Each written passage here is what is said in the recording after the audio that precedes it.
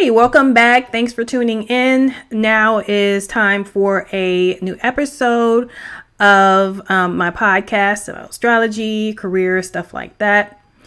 And so today, we're going to talk about someone who you've probably heard about, even if you're not in the finance world, and that person is Warren Buffett.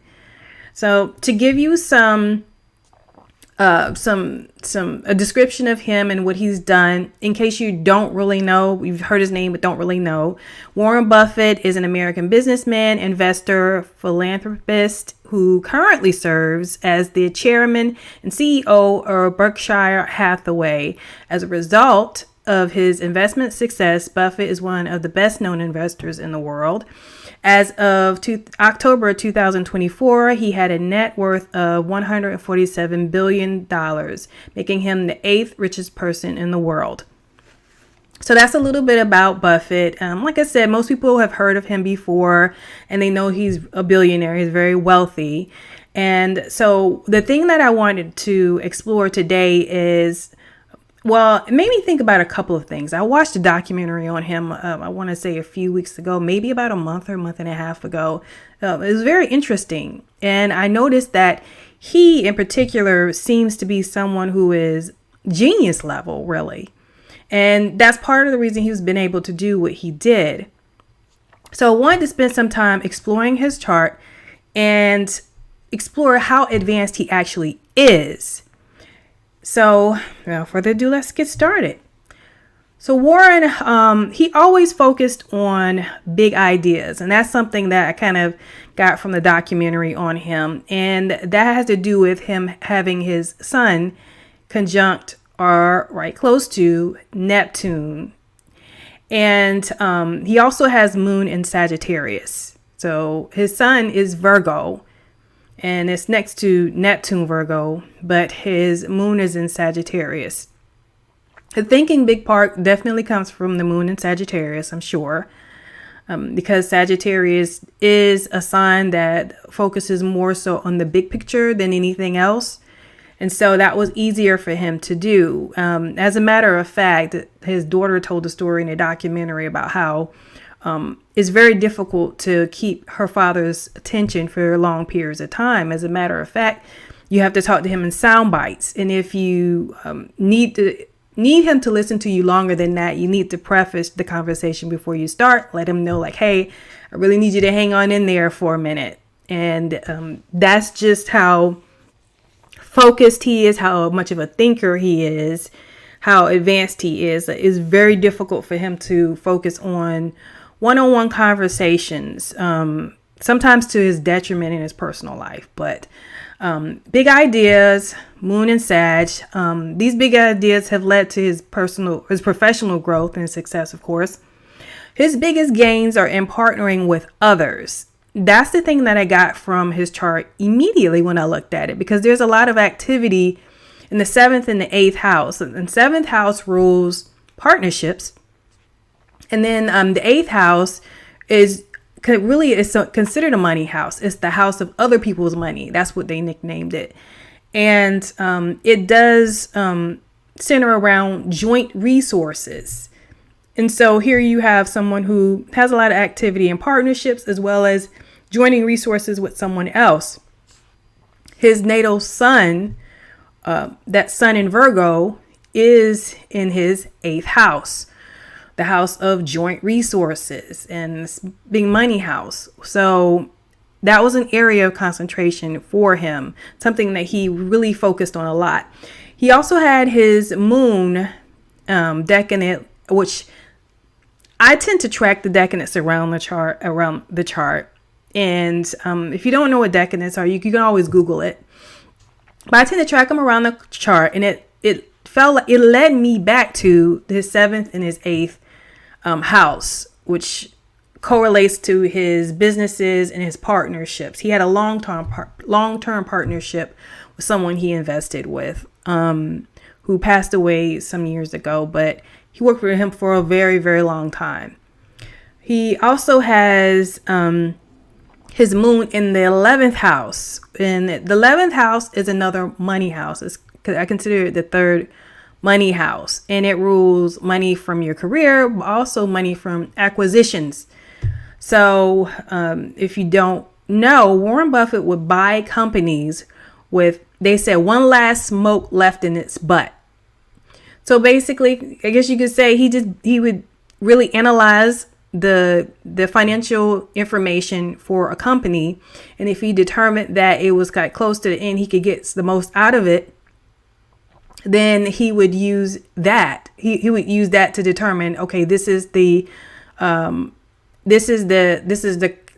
company I want to try.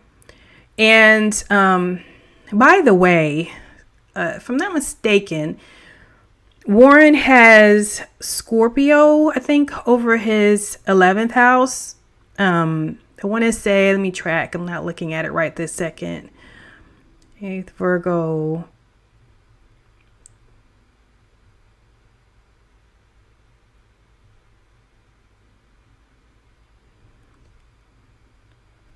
Maybe not.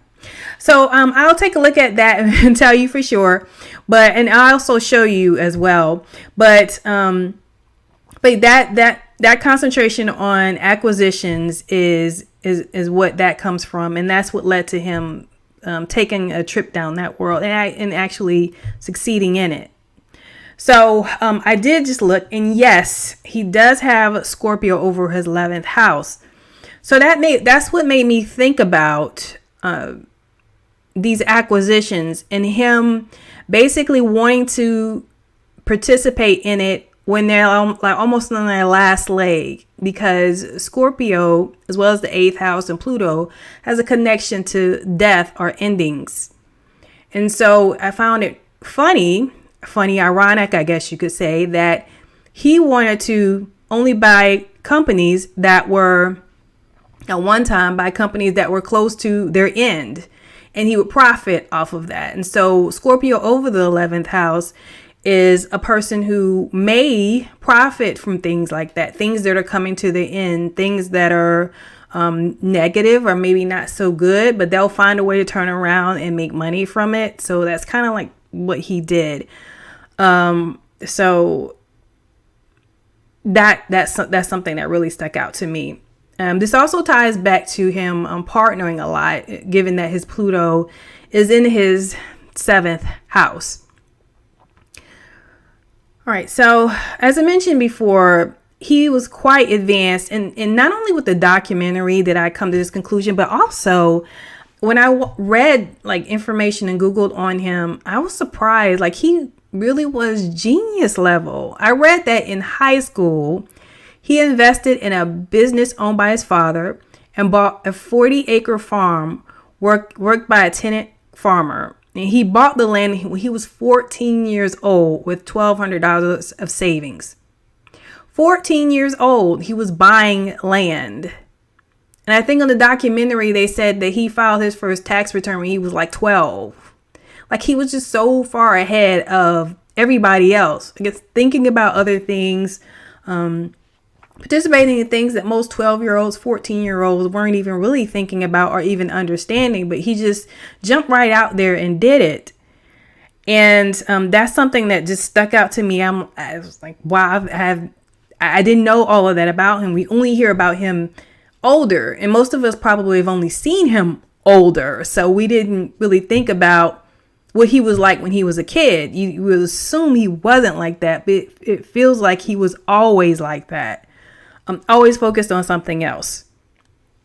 So when I looked at his chart around the time that he purchased that land at age 14, one thing I noticed is real estate land that falls under the 4th house. And so that was home, family, property. So he had his natal Mars ruling ambition and courage. That was something that he was supposed to gain from. So there was some connection between Mars and the 4th house, especially so his solar return Mars was in his solar return 4th house and natal 9th house. And you may see it on the chart where I will overlap the solar return chart over the birth chart, because I feel like that's pretty It's pretty telling because it's a good filtered way to look at a person's chart to see what they're up to, what's going on, where the activity is for them for that particular year, right? So this person he also had solar return Mars and solar return Neptune conjunct his natal Mercury, a birth chart Mercury, ruling work and expansion. And then he also had his solar return Neptune, which rules the solar return MC or career. And it was clear that this was more of because of Sazap at the top of the chart, it felt like it was more of a professional purchase more than a personal one. Like he was looking at it from a professional standpoint, an investment standpoint only. So that's what I got from Warren Buffett's chart, just how advanced he was. And I feel like there was so many things to cover about him. He really is a fascinating person, not just his career and things that he's done professionally. His personal life is like kind of off the chain, but that's a whole nother story. And it doesn't quite relate to the topic that I'm going over, but he's very much a unique individual and as a whole, he's unique.